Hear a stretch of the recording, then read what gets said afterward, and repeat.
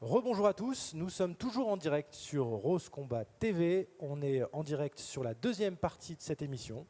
Rebonjour Florent. Rebonjour Baptiste. Donc là, on est sur une séquence où on va parler des jeunes militants pour l'Europe et le climat. Et on a deux invités en plateau. Absolument.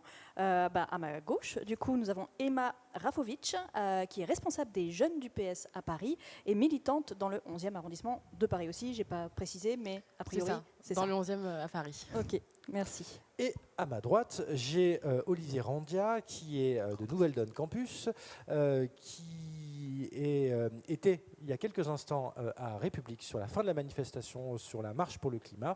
Et tu es notamment un collègue de militantisme de Maïlis qui commande de temps en temps avec nous les meetings politiques de Raphaël Glucksmann. Merci à vous deux d'être ici. Je sais que vous êtes un peu fatigués parce que vous avez bien marché. Comment ça s'est passé cette manif ? C'était une belle manifestation. Donc vous étiez sur la marche pour le climat, pardon, j'ai oui, pas c'est précisé. ça, la marche pour le climat. Donc les jeunes qui ont fait grève ce vendredi après-midi pour aller manifester. C'était une belle manifestation. C'était important d'être là pour pouvoir porter nos combats et pour pouvoir dire fin du mois, fin du monde, même combat. Voilà. J'ai envie de dire, ça fait du bien de voir des jeunes qui se bougent. Parce que c'est vrai que c'est une cause, on parle de la génération climat, elle est là, elle se bouge, elle est en colère. J'ai vu de l'énergie, j'ai vu de la colère, j'ai vu des messages forts contre le gouvernement, qui est clairement pas dans la ligne écologique, ça faut le dire, il faut le répéter. Et voilà, ça fait du bien de voir les générations qui se bougent. C'est vrai que nous, dans les partis politiques, on se dit, mais où sont les jeunes, dans l'associatif aussi? Et ben ils sont là, ils sont dans la rue. C'est leur combat et merci à eux. Bravo. Quelle tranche d'âge? Est-ce qu'il y avait des collégiens, des lycéens? Est-ce qu'il y avait des classes, par exemple? Oui. Quand vous dites jeunes, nous, par exemple, du coup, avec les jeunes du PS Paris, on était présents avec beaucoup de lycéens et on a beaucoup de camarades lycéens. Et on avait notamment une petite délégation des lycées Voltaire, des lycées Henri IV, des lycées Hélène Boucher à Paris. Et c'était vraiment, ça faisait très plaisir de les voir. Ils étaient venus en plus pas tout seuls, pas seulement les militants, mais aussi avec leurs amis. Et ça leur a permis à la fois d'être dans la rue, présents aujourd'hui, parce que c'était important, mais aussi d'être confrontés et d'être à côté des responsables politiques. Beaucoup étaient très impressionnés de voir Raphaël Glucksmann ou d'autres candidats. Et c'était vraiment très fort pour eux et je crois une porte vers l'engagement. D'accord. Et juste une question peut-être personnelle, vous n'êtes pas obligé de répondre. Quel âge vous avez? Moi, j'ai 23 ans. Ok. J'ai 28 ans et pour le coup, j'ai l'impression d'être dans les plus vieux de la marche oui, parce qu'il y avait même des mineurs. J'ai vu des petites gamines de 8-9 ans qui marchaient. Qui étaient à fond pour le coup. Et avec des pancartes. Et avec des pancartes en plus. Donc c'est vraiment, voilà, oui, je me sentais vieux pour le coup. C'est ça qui était génial. Et donc vous étiez nombreux aujourd'hui à manifester pour le climat. On se rend bien compte qu'aujourd'hui, pour parler de faire le parallèle avec les élections européennes qui ont lieu dimanche, on sent bien que la question climatique est une question qui est, en tout cas dans la courte campagne qui a été faite, assez centrale. Et justement, comment les jeunes que vous avez croisés à cette marche, est-ce qu'ils ont parlé des élections européennes ou pas du tout? Est-ce qu'ils voient un débouché, cette élection européenne, sur cet engagement sur le climat Emma, par exemple? Ce qui est vrai, c'est que pour la question climatique, beaucoup de jeunes voient cette question à la fois comme une question urgente, mais aussi comme une question de long terme et qui ne peut pas se régler sur une élection, sur une échéance électorale. Donc on avait à la fois des personnes qui étaient, comme je l'ai dit, très contentes de voir des candidats présents pour pouvoir porter leur message et présents pour pouvoir dire que l'écologie et le combat pour l'environnement est au centre de nos idées. Mais il y avait aussi des jeunes, c'est vrai, qui disaient élection piège à con et qui étaient, eux, assez déçus finalement et de la politique de manière générale. C'est notre travail aussi en tant que jeunes engagés de pouvoir leur dire que non, il y a une issue politique qui est là et finalement que le moment de l'élection, même s'il n'est pas parfait et même si on sait que son issue n'est pas sûre, on sait que c'est le moment de l'élection où on est tous égaux finalement pour décider du futur de la planète, pour décider du futur de l'Europe, de la France. Voilà. Oui, effectivement, la politisation de la jeunesse, je pense que c'est un énorme enjeu pour tous nos partis. Également, il y avait aussi les jeunes européens, qui est ce mouvement pro-européen qui était là. Donc c'est aussi intéressant de voir des jeunes qui s'engagent, pas forcément sur un parti, mais sur la question européenne. Donc ça, c'était très intéressant. Après, oui, effectivement, les jeunes ont eux au moins la vision du long terme. Et ça, c'est important, nos politiques ne l'ont pas. Par contre, effectivement, là, il y a du court terme, c'est dimanche. Et le message vraiment qu'il faut qu'on porte, qu'on crie, qu'on hurle, c'est dimanche, il faut voter, parce que l'enjeu, il est au niveau européen, c'est l'Europe qui peut faire quelque chose. Et là, j'espère qu'on a été entendu, mais si on n'a pas été entendu, il nous reste encore du temps pour se faire entendre. Et donc c'est vrai que c'est un seul jour, un seul tour, ça faut le rappeler, hein, et c'est les élections, c'est dimanche, qu'il est indispensable d'aller voter. On a le choix, en plus il y a 34 listes. Donc la liste portée par Raphaël Glucksmann, c'est la liste Envie d'Europe, avec une belle dynamique. Donc il était présent à la manif pour le climat, c'est ça? Vous l'avez vu Il n'était pas présent tout seul. Évidemment, il y avait notre tête de liste qui était là et c'était vraiment bien de le voir parler, notamment aux jeunes qui venaient l'interpeller. D'abord peut-être en colère parce qu'il représentait cette classe politique que beaucoup rejettent, mais finalement aussi content d'avoir cette discussion avec quelqu'un qu'ils assimilent à un homme politique, à la classe politique qu'ils rejettent. Mais il y avait aussi Éric Andrieux qui était présent, Aurore Lalucq, Claire député Nauvian. européen sortant.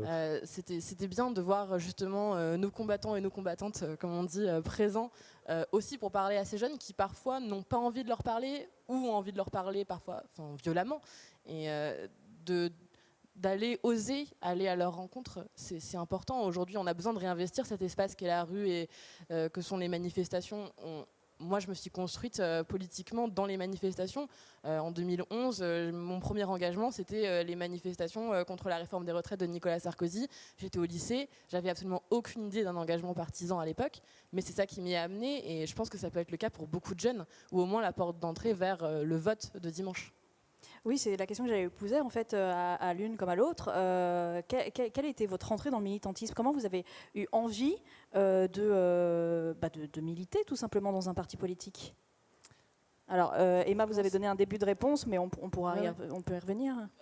Moi, du coup, ça, mon premier engagement a été lycéen. Quand j'étais lycéenne, j'étais dans le 77 à l'époque, donc en Seine-et-Marne, et dans un lycée qui était un petit lycée, mais où il y avait beaucoup d'étudiants et de lycéens, même de professeurs engagés, et donc où les discussions politiques étaient très présentes. Et donc moi, mon engagement, il a d'abord commencé, comme j'ai dit, par les manifestations lycéennes contre la réforme des retraites de Nicolas Sarkozy, et puis il s'est poursuivi au lycée au moment du mariage pour tous, où il y avait beaucoup de discussions en classe, et ça a vraiment amené mon engagement vers le PS à ce moment-là. Et puis aussi des questions de féminisme qui pour moi sont très importantes. Et c'est multiple, mais on va dire que c'est un vécu de jeune aujourd'hui où on a l'impression d'être un peu relégué à une place qu'on n'a pas envie de prendre. Et quand on s'engage en politique, c'est aussi pour dire qu'on s'engage pas seulement pour soi personnellement et qu'on n'agit pas seulement pour notre petit futur, aussi important soit-il, mais qu'on s'engage pour nous, de manière générale, pour notre collectif qu'on représente en tant que jeunes, en tant que femmes, en tant que Français, et des collectifs qui sont multiples, mais auxquels on peut s'attacher et s'identifier. Olivier, justement, sur ce déclencheur, à un moment donné, de dire je suis devant ma télé ou je suis chez moi, et l'engagement collectif, ça m'aspire, à quel moment il y a eu un déclencheur? Alors justement, moi je me souviens, j'ai fait ma première manif, c'était contre le CPE. Ça a été ça. Et enfin, moi, je viens d'une famille effectivement qui a voté à gauche, donc effectivement, moi, je dirais que c'est une forme d'engagement naturel en tout cas là-dessus, mais pas vraiment militante. Après, moi, je suis parti dans l'associatif, la Croix-Rouge, le CCFD, etc. Je me considère comme quelqu'un de très engagé sur la question de la solidarité.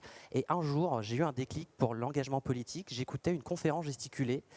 Et c'est quelqu'un qui a travaillé dans une très grosse entreprise, qui faisait un ingénieur, qui faisait énormément d'argent, et qui est tombé amoureux d'une femme qui élevait des chèvres. Et à un moment, il dit, vous savez, dans la faim dans le monde, le chômage, ce n'est que des choix politiques. Et moi, j'ai entendu ça, je me suis pris une claque et je me suis dit, mais Olivier, c'est bien beau l'associatif. Oui, les corps intermédiaires sont importants. On est dans effectivement des formes de contre-pouvoir, mais à bout d'un moment, il faut prendre le pouvoir. Et je me suis retrouvé effectivement à Nouvelle Donne parce que je me sentais en phase avec les idées à l'époque, c'était en 2016, qui est mon premier engagement politique. Mais voilà, et c'est quelque chose que je souhaite dire aux jeunes, c'est tout est politique. L'important, c'est le politique, effectivement. Il n'y a pas de fatalisme, il y a juste une prise de pouvoir à avoir, une prise de conscience, oui, c'est important, et ensuite une prise de pouvoir, et la prise de pouvoir, ça peut commencer dès dimanche. Oui, c'est vrai que comme le nom de l'émission, je voulais juste faire une référence, et la politique, ce n'est pas sale, et c'est vrai que c'est important de leur dire à ces jeunes qui nous regardent ou qui vont suivre cette émission en VOD, oui, on peut s'engager, il y a des jeunes qui s'engagent, et il y a des belles trajectoires, notamment dans le cadre de ces élections européennes. Oui, j'avais une deuxième question. Donc, vous avez fait la grève pour le climat aujourd'hui.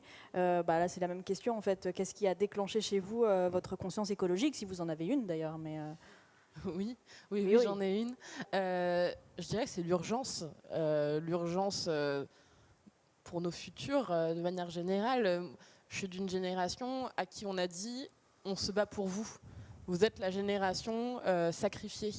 Vous allez, tout ce qu'on fait aujourd'hui politiquement, c'est pour vous. Sauf que force est de constater qu'aujourd'hui, malheureusement, il n'y a pas grand-chose. Et que l'urgence, elle est toujours là.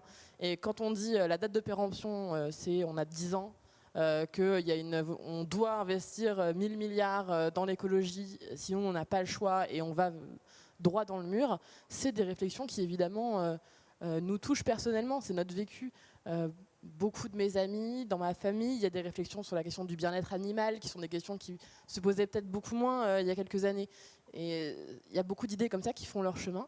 Et c'est important aussi pour nous de les porter. Enfin, l'engagement, l'abstention, c'est des choses qui, aujourd'hui, l'abstention n'est pas rare chez les jeunes, l'engagement l'est.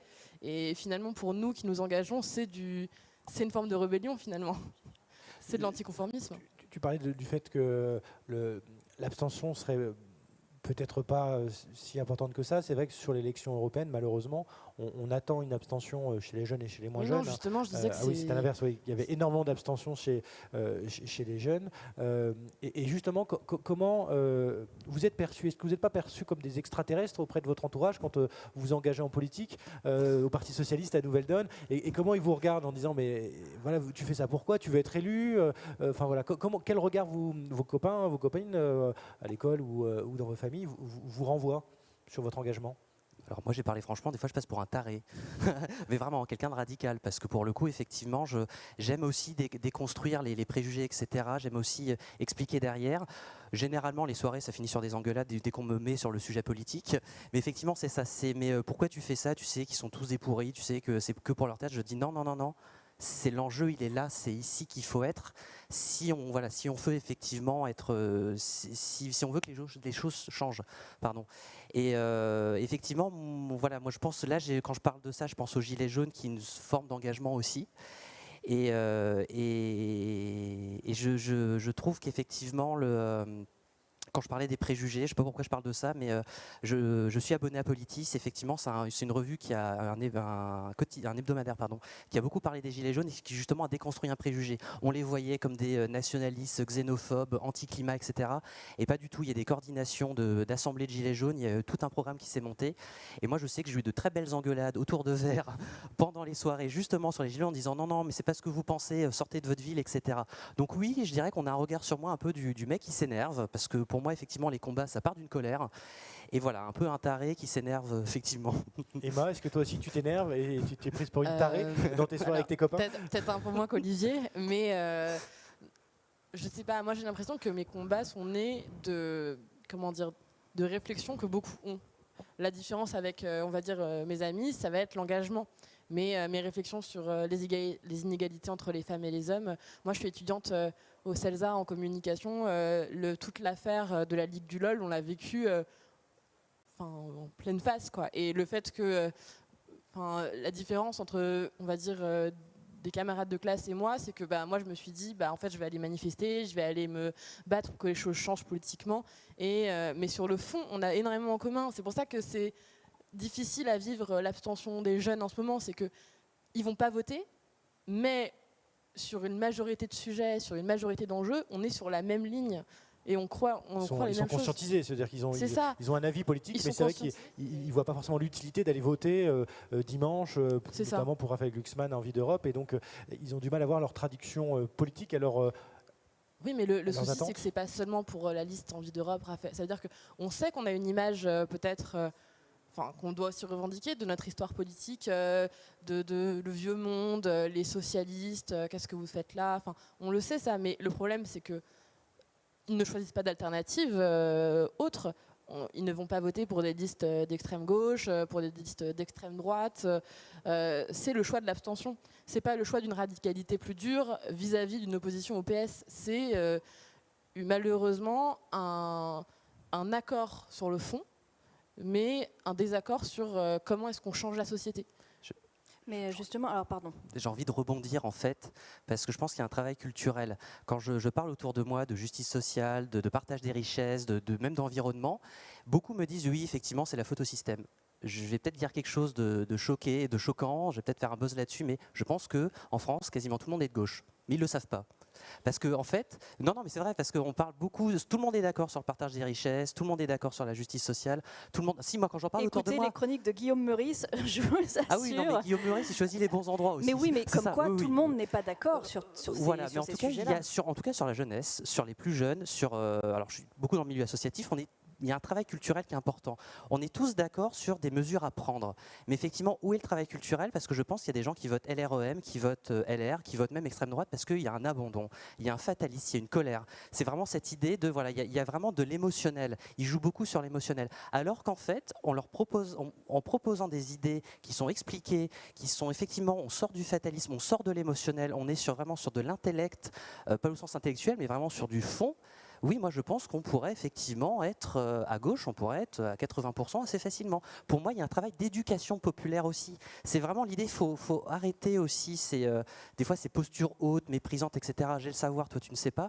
Il faut effectivement retourner sur nos territoires, sur nos quartiers, leur parler. Et effectivement se rendre compte que voilà, partir du vécu des gens et construire des choses. Et moi, je pense qu'il y a un travail d'éducation populaire qui est très important à faire pour concourir à la transformation sociale. Et alors Guillaume Meurice, moi je l'adore, effectivement, il choisit très bien ses endroits. Il choisit aussi l'âge des personnes qui l'interrogent, mais je pense qu'in fine, il interviewera d'autres personnes, on pourra avoir de très bonnes surprises aussi. Bien sûr, non, mais c'est évidemment, évidemment. Mais je vais me faire un peu l'avocate du diable. Ah.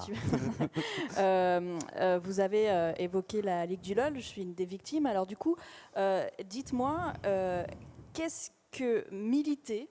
Enfin, par exemple, parce que vous avez dit, on l'a pris en plein dans la figure au CELSA, etc. En quoi la politique pourrait effacer ce genre de problèmes ou les résoudre ou enfin voilà, en fait j'ai pas compris le lien, c'est-à-dire moi je suis prête à être à ce que vous me dites ok, Non, je pense pas que le lien il soit militer. dans la comment dire, de faire des propositions et tout de suite les choses vont s'arrêter, mais je pense qu'il y a une question, enfin tu disais, il y a une bataille culturelle à mener, et sur toutes ces questions-là de féminisme, etc., le fait qu'on soit aujourd'hui dans des espaces où être sexiste, être violent ne soit pas un problème et soit considéré comme étant la norme dans certains milieux, dans certaines discussions.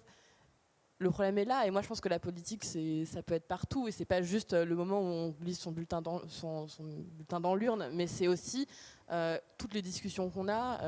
Au CELSA, on a monté une conférence juste après où beaucoup de gens sont venus pour parler de ça et pour essayer d'en parler, de crever l'abcès, comme on dit, et d'essayer d'aborder aussi ces questions en termes de personnes concernées et de celles qui ont vécu l'histoire, et aussi de ceux qui pourraient être amenés à parler de cette manière et à commettre des violences sur les réseaux sociaux comme c'est arrivé. Donc, moi, mon combat politique et mon militantisme, je le conçois comme quelque chose de très transversal, et il n'est pas juste d'aller tracter, il est aussi de tous les jours parler et d'essayer de changer les choses. Et évidemment, il n'y a rien de miracle, mais je pense que c'est aussi en prenant en compte toutes ces histoires-là qu'on arrivera peut-être un jour à changer les choses. Si je peux rebondir, effectivement, il y a un travail culturel. Il y a d'abord, je dirais, les mots qu'on utilise. Les mots ont un sens, on pense le monde avec des mots. Donc forcément, l'écriture inclusive, on en pense qu'on veut. Moi, je le pratique des fois dans des mails, et ça m'aide aussi à replacer, parce que c'est très bien de dire bonjour à tous dans un mail, dans un courriel, et du coup, en fait, on est seul mec, et en fait, on n'a que effectivement des femmes dans l'équipe. Voilà, je pense qu'il y a déjà effectivement ce travail inclusif de se questionner sur les mots, d'avoir un autre rapport aux mots, de se désintoxiquer des mots qu'on nous a mis dans la tête depuis tout petit. Et je pense aussi, il y a aussi un travail à rappeler, c'est le système dans lequel on est, le capitalisme, le néolibéralisme, on l'appelle comme on veut, c'est un système de prédation. On le voit, on a marché pour le climat, ça prédate la nature, le plus fort sur le plus faible, ça prédate les hommes, et surtout ça prédate les femmes. Et c'est là, je pense, où effectivement on peut parler d'écoféminisme. C'est ça qui est vraiment intéressant, c'est cette idée de si je me bats pour le climat, je me bats contre un système, je me bats contre les maux du système, et c'est là où effectivement la lutte féministe s'entrecroise. Et là, je pense tout de suite à Claire Nouvian et à Violaine Lucas, qui effectivement sont sur notre liste, et bien d'autres aussi, Sylvie Guillaume par exemple. Et c'est là aussi ce qui est important, c'est de dire effectivement qu'on se bat contre un système, contre des mots. Il n'y a pas à côté, il n'y a pas les écolos, il n'y a pas les gilets jaunes, il n'y a pas les féministes, on est tous ensemble, parce que ce système nous prédate dans le pourquoi on lutte en tout cas. C'est l'intersectionnalité. C'est gros. exactement ça. Et alors du coup, C'est est-ce que l'holistique politique, j'ai Oui, envie de dire. après, l'intersectionnalité, chacun. Oui, enfin voilà, ça mériterait un débat. L'intersectionnalité, Oui. je suis pas. Moi, je suis plutôt pour l'universalité, mais bon, c'est un autre débat. Sur la question justement de l'engagement des jeunes, vous avez parlé sur le féminisme, sur justement, il y a eu la Ligue du LOL, il y a eu MeToo, etc. Mais on sent que les jeunes s'engagent aussi sur des combats particuliers. Et souvent des combats qui ont du sens, c'est-à-dire qui les touchent, et on le voit sur le climat, on l'a vu sur MeToo, le fait de libérer un peu la parole sur ces sujets-là, le fait aussi de s'attaquer à des climato-sceptiques ou à des machos qui avaient un petit peu voix au chapitre, soit dans les médias, mais également dans les quartiers ou Partout, dans certaines globalement. structures, voilà, un peu partout, et qu'on sent bien aujourd'hui, le fait de l'engagement des jeunes qui prend sens. Voilà, je pense qu'il y a, je ne sais pas, selon vous, est-ce qu'aujourd'hui l'engagement des jeunes nécessite systématiquement du sens et alors ma question n'est pas claire, je vais la reposer. Je vais être plus. Voilà, est-ce qu'aujourd'hui l'engagement, il n'est pas, on ne va pas dire à la carte, mais l'engagement des jeunes, il est sur un combat particulier et moins sur ce combat que le militant politique partage sur l'ensemble des sujets et que les gens vont plutôt s'engager sur une thématique, sur un sujet? Oui, bah, c'est une réalité. Je pense qu'on observe qu'il y a un engagement. Déjà, moi, je trouve que quand il y a un engagement, même s'il est à la carte, c'est déjà une bonne chose. Le fait de s'engager est déjà quelque chose à saluer. Nous, notre travail, il va être de transformer en fait cet engagement en combat plus universel sur beaucoup de sujets. Justement, qu'on parle moi, je trouve que mon engagement au Parti socialiste, il est enrichi de ça, d'apprendre aussi. C'est-à-dire que quand on parle d'éducation populaire dans un parti, c'est ça aussi, c'est le fait de venir pour un sujet et de repartir avec d'autres expériences, d'autres idées. Moi, dans ma section du 11e arrondissement de Paris, je viens et je parle de mon vécu d'étudiante et j'explique les problèmes qu'on rencontre, les problèmes ce qu'on combat. Mais à côté, on va avoir un retraité qui va nous expliquer son problème dans sa vie, un syndicaliste de la CFDT par exemple qui va nous parler de la loi Blanquer, ce genre de choses. C'est ça qui doit être valorisé aussi dans un engagement, dans un parti. C'est le fait qu'on s'engage, peut-être au début pour une question personnelle, particulière, mais qu'on en repart avec un universel. Et c'est cet universel-là qu'on défend et pour lequel on combat. C'est une vision de société. C'est pas juste un combat à une heure précise. C'est un combat, des combats pour le monde entier et pour surtout des idées de manière générale. Juste sur le chat, on a Yasmine Eddy qui est une habituée qui nous dit, donc on est toujours sur Rose Combat TV, donc le chat est ouvert, n'hésitez pas à vous en saisir. Il y a un souci de donner leur place aux jeunes et les reconnaître comme des individus qui ont leur mot à dire, leur combat à mener et accepter la façon dont ils et elles souhaitent le faire. Justement, quand vous êtes arrivé en politique, soit au PS, soit à Nouvelle Donne, est-ce qu'on vous a pas regardé un petit peu en disant, qu'est-ce que vous faites là, quoi? Alors non, moi je me souviens de Pierre Leroux-Turou qui m'a dit c'est bien, tu parles des jeunes, viens militer, viens. Non, moi on m'a tout de suite laissé une place, on m'a dit non, il y a vraiment une place qui a été laissée. Donc non, il n'y a pas de... Pardon, je voulais juste revenir en fait sur ce qu'on disait, si je peux, sur l'engagement politique, je partage totalement. Il y a aussi, moi je travaille dans l'associatif, on le voit aussi effectivement cet engagement à la carte. Et je rebondis sur ce qui vient d'être dit sur le chat. Effectivement, on parle beaucoup d'engagement des jeunes, ils s'engagent plus, etc. S'ils s'engagent, il y a un engagement à la carte. Et il faut le valoriser. Il faut le valoriser parce que je pense qu'on est la génération du sens et la génération aussi d'une forme de colère saine, d'énergie. Et du coup, forcément, quand il y a une énergie, il y a un pic, on arrive à un moment donné. Et tant mieux. Et je pense que c'est à nos organisations, qu'elles soient politiques, qu'elles soient associatives, qu'elles soient syndicales, de toutes les organisations, de s'ouvrir à cet engagement donné comme ça, à un moment donné. Parce que de toute façon, ce qui est important, c'est effectivement, ils viennent, ils repartent, mais au moins, ils ont été sensibilisés à nos valeurs, à nos combats, à notre vision du monde. Et donc c'est ça qui est important. Donc on aura concouru à un travail d'éducation, mine de rien, d'éducation citoyenne, d'éducation politique. Ils seront repartis forts. Je pense au service civique, qui a un très bel engagement qui dure 6 mois. Mais pour avoir accompagné des services civiques, ils repartent sensibilisés à une cause et on sait qu'ils vont être sensibles. Donc il y a un travail effectivement d'accueil et rien n'est perdu, je le dis à tous les militants qui nous regardent, ils reviennent, ils repartent, mais au moins ils ont été sensibilisés, donc ouvrez vos portes. Et Emma, justement, sur l'accueil au Parti Socialiste? Mitigé. Il faut le dire, c'est une chaîne ouverte, on dit les choses vraies sur ce combat.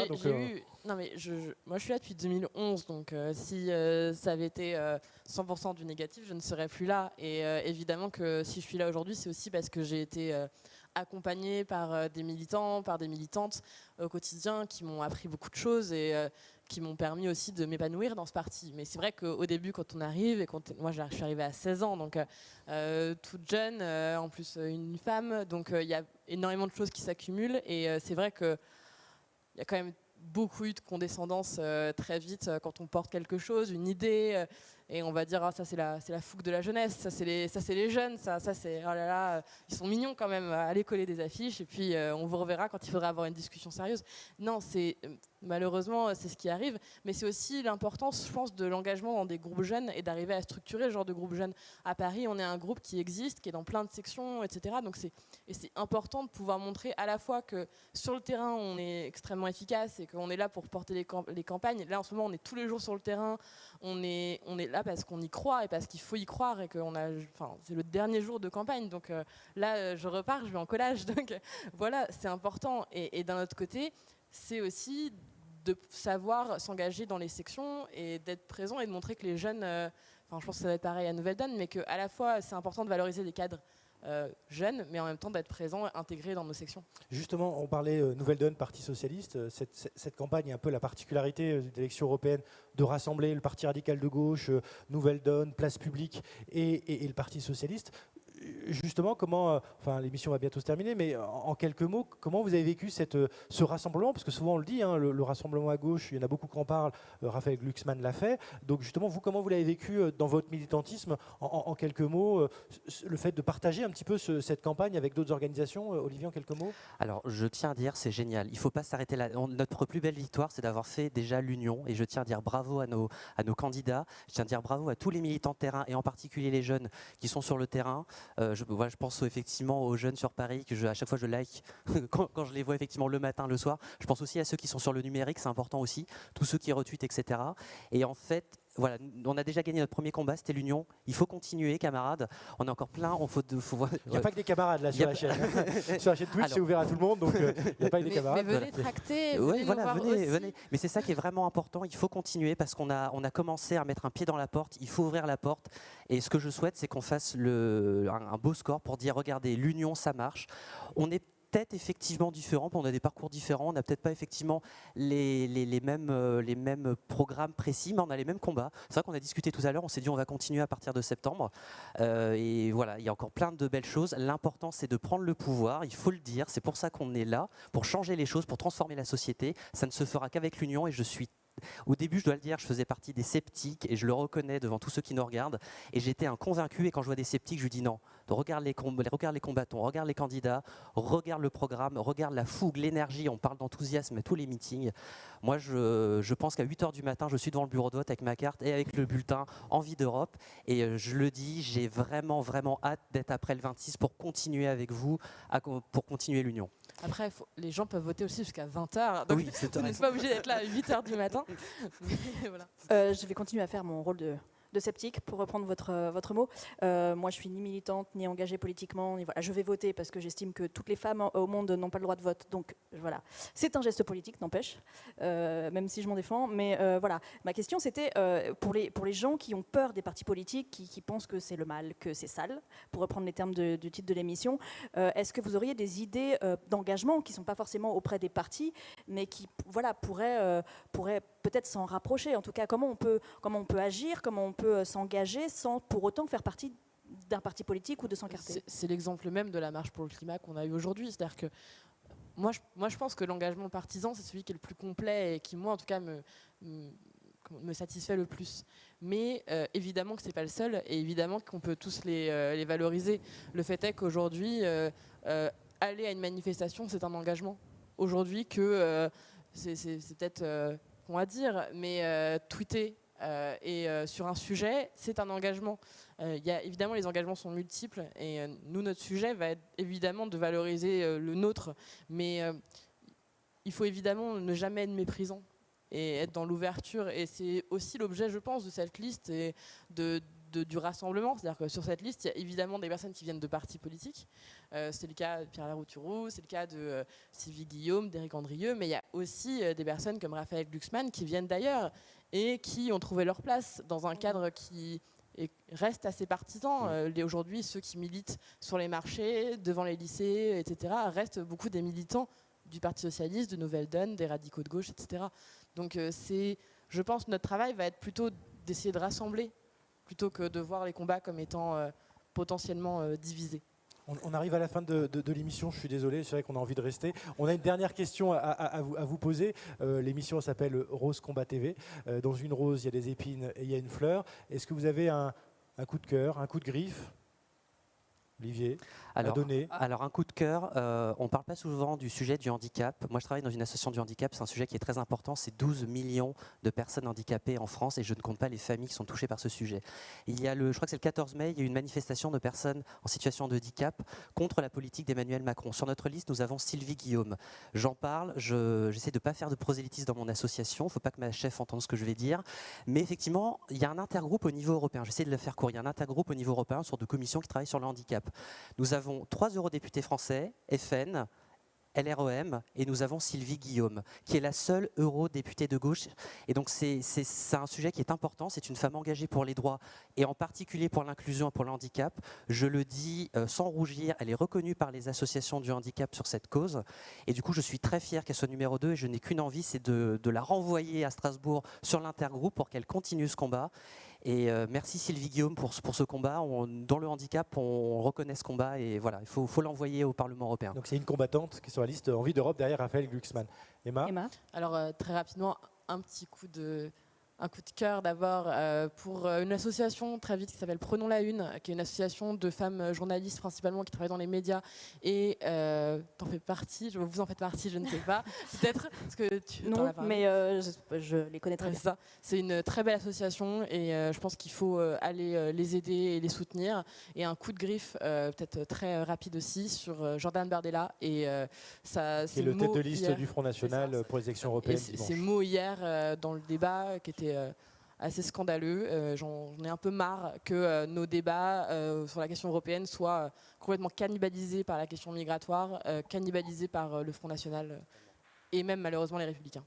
Voilà. En tout cas, merci à vous d'avoir pris les derniers restes d'énergie que vous avez. Enfin, vous avez continué à militer, mais après cette marche sur le climat.